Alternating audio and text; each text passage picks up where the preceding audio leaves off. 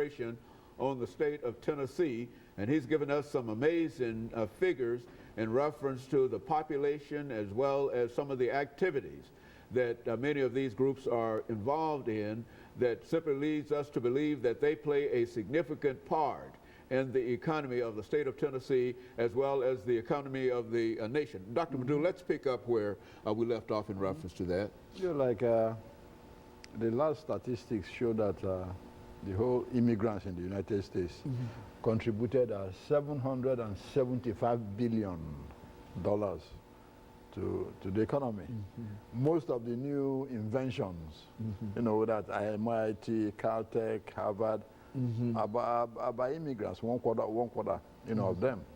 You know, most of the PhDs are immigrants. That's one of the reasons, you know, the Silicon Valley and all this wants to keep them. Now, overall, why do immigrants come? Some of them come because of the conditions in their countries.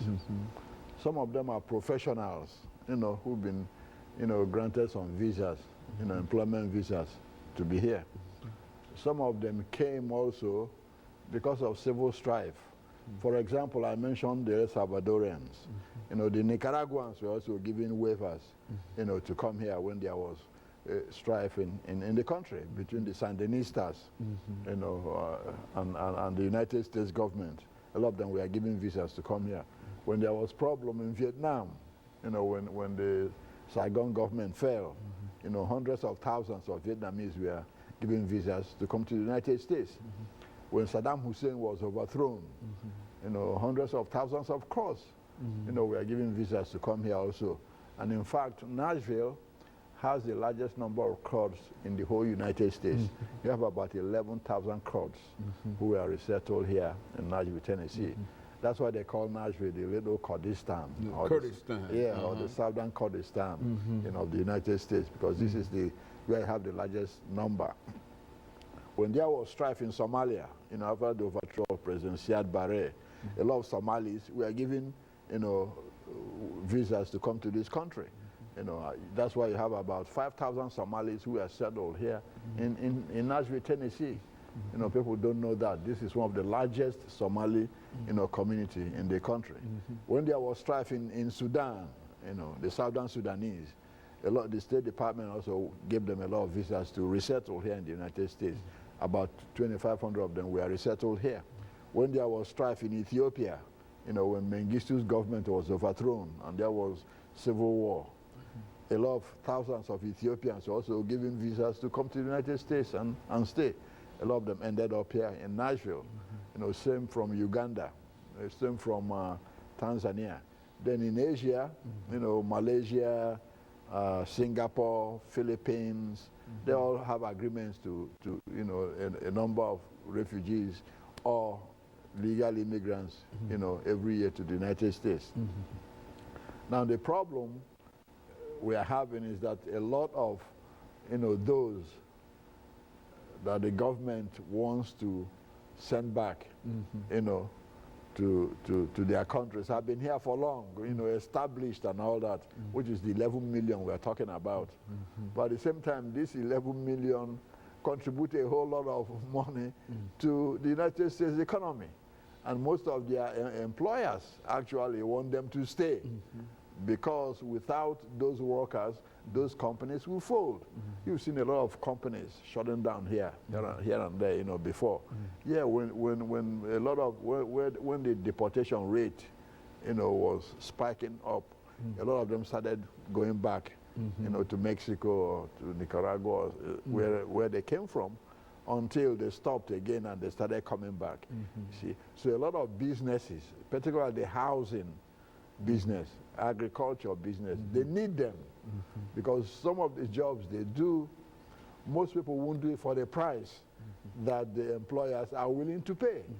You know, now if an employer is willing to pay somebody $4 an hour to dig ditches on the road, most Americans would accept that, you know, that kind of money for anything. How much more digging, you know, ditches on the road.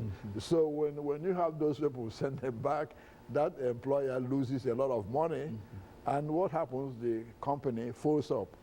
And you know that most businesses in this country are created by small businesses, you know, who are 10, 20, 30 people, 50 people here and there.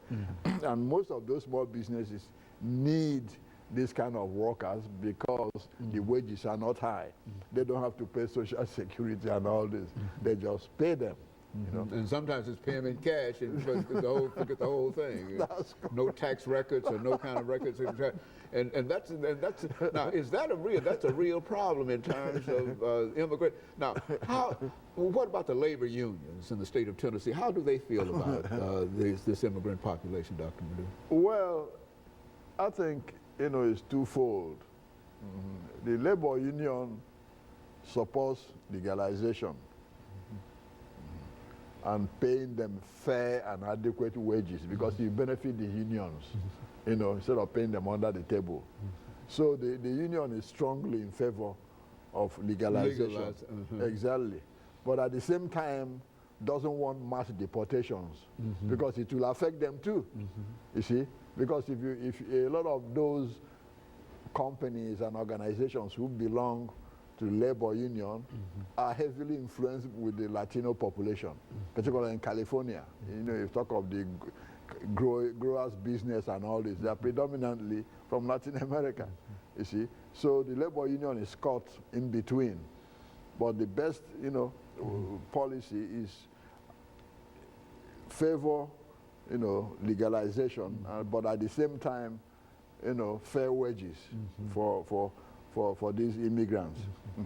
Because at times it becomes exploitation. See, when you use them and don't pay them adequately. But then, most of them, since they're undocumented, cannot complain anyway.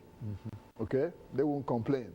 That's the problem. So even if they are not paid, they won't even complain for fear of surfacing and the authorities, you know, getting them.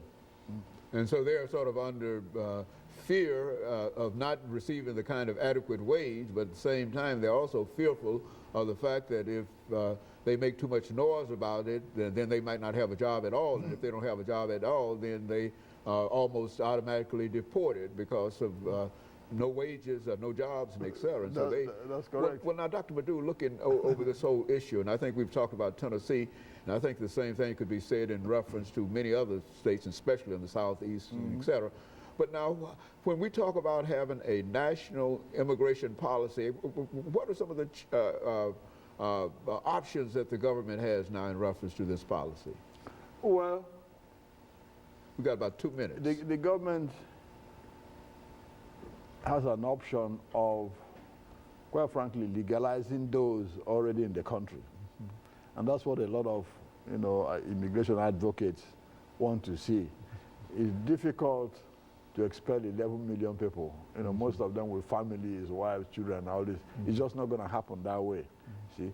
And that's why the government wants to legalize immigrants, you know, within a certain space of time.